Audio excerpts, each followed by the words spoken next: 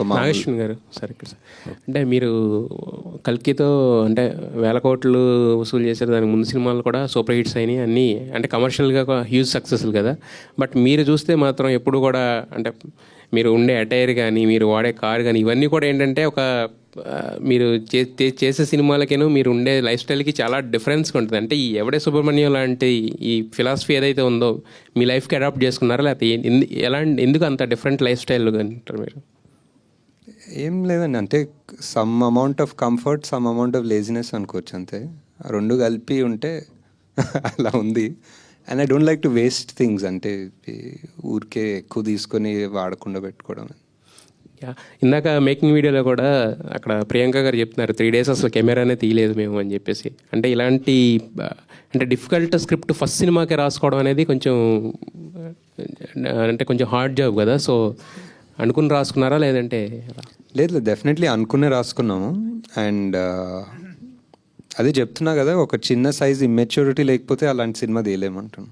It was because ప్రాక్టికల్గా కూర్చొని అందరూ ఒక ఎంబీఏలు కూర్చొని ఒక ప్లాన్ వేస్తే this won't be possible, especially మేము చేసిన బడ్జెట్కి. సార్ నాగి గారు, ఎస్ సార్, ఈ 10 years చాలా మారాయి. మీరు అప్పుడు ఫస్ట్ మూవీ డైరెక్టర్, ఇప్పుడు కల్కి లాంటి పెద్ద ప్రాజెక్టు డైరెక్టర్. మీరు ఈ 10 years ఎంత ఎదిగినా మీరు సక్సెస్ఫుల్ డైరెక్టర్, ఒక స్టార్ డైరెక్టర్ అయినా కానీ ఇంకా మీరు ఆ సింప్లిసిటీ ఇంతమంది అడిగినట్టు ఆ సింప్లిసిటీ ఎలా కంటిన్యూ చేయగలుగుతారు అన్నారు. నేను అదే లేజినెస్ మీట్స్ కంఫర్ట్ అని చెప్పాను. బట్ నెక్స్ట్ టైం నుంచి ఐ థాట్ ఐ వేర్ ఏదో ఒక కళ్ళజోడు వేసుకొని వస్తాను అనుకుంటాను, ఒక షేడ్స్ వేసుకొని వస్తే కొంచెం. అలాగండి, ఫస్ట్ మూవీలో కృష్ణరాజు గారు యాక్ట్ చేశారు, ప్రభాస్ గారు. ఇద్దరి మధ్యలో మీరు చూసిన సిమిలారిటీస్ ఏంటి? చాలా, అంటే కృష్ణరాజ్ గారు వాజ్ ఆల్మోస్ట్ లైక్ ఒక టీచర్ ఫిగర్ లాగా నాకు ఫస్ట్ సినిమా. సో ఆయన కథ చెప్పాలని వెళ్ళినా, ఆయన కాస్ట్యూమ్ ట్రయల్స్ దగ్గరికి వెళ్ళినా లిటరలీ ఇంకా నేను పెద్ద చెప్పేదేం లేదు, ఒకటేదో చెప్పి ఆయన ఎక్స్పీరియన్స్ నుంచి ఇలా ఉంటే బాగుంటుంది, అలా ఆ సినిమాలో అలా చేశాను, ఇలా చేస్తే బాగుంటుందని ఆయన లుక్ ఆయనే డిజైన్ చేసుకున్నారు. అండ్ సో సిమిలారిటీస్ అంటే ప్రభాస్ గారితో మోర్ ఫ్రెండ్లీ ఉండే. సో వేరే ఈక్వేషన్ ఆల్మోస్ట్ ఈయన ఒక ఫాదర్ ఫిగర్ జోన్లో ఉండే.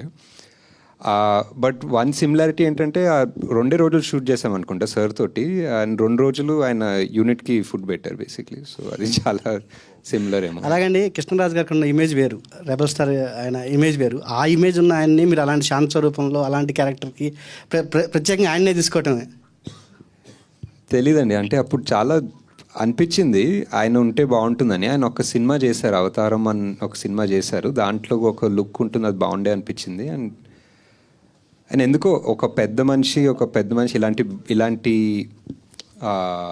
మాటలు చెప్పాలంటే ఎవరికో ఒక అర్హత ఉండాలి, ఎందుకో ఆయనకు ఉంది అనిపించింది ఆ టైంలో. సార్.